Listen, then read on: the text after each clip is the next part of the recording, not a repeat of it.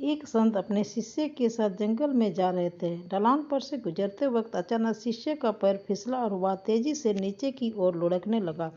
वह खाई में गिरने ही वाला था कि तभी उसके हाथ में बांस का एक पेड़ आ गया। उसने बांस के पेड़ को मजबूती से पकड़ लिया और वह खाई में गिरने से बच गया। बांस धनुष की तरह तो मुड़ गया, लेकिन न तो वह जमीन से उखड़ा और न ही टूटा। वह बांस को मजबूती से पकड़कर लटका रहा। थोड़ी देर बाद उसके गुरु वहीं पहुंच गए। उन्होंने हाथ का सहारा देकर शिष्य को ऊपर खींच लिया। फिर दोनों अपने रास्ते पर आगे बढ़ चले। राह में संत ने शिष्य से कहा, जान बचाने वाले बांस ने तुमसे कुछ कहा? तुमने सुना क्या? शिष्य ने कहा, नहीं गुरुजी, शायद प्राण संकट में थे, इसलिए मैंने ध्यान नहीं दिया, और मुझे तो पेड़ पौधों की भाषा भी नहीं आती। आप ही बता दीजिए उसका संदेश। गुरु मुस्कुराए।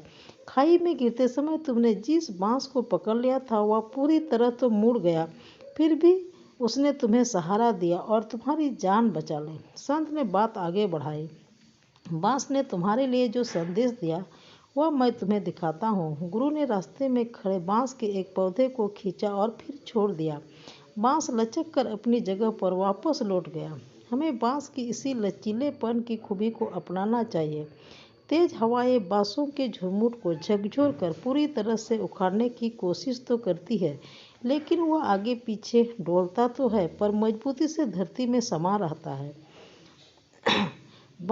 बांस ने तुम्हारे लिए यही संदेश भेजा है कि जीवन में जब भी मुश्किल दौर आए तो थोड़ा झुक कर विनम्र बन जाना, लेकिन टूटना नहीं, क्योंकि बुरा दौर निकलते ही पुनः अपनी स्थिति में दोबारा पहुंच सकते हो।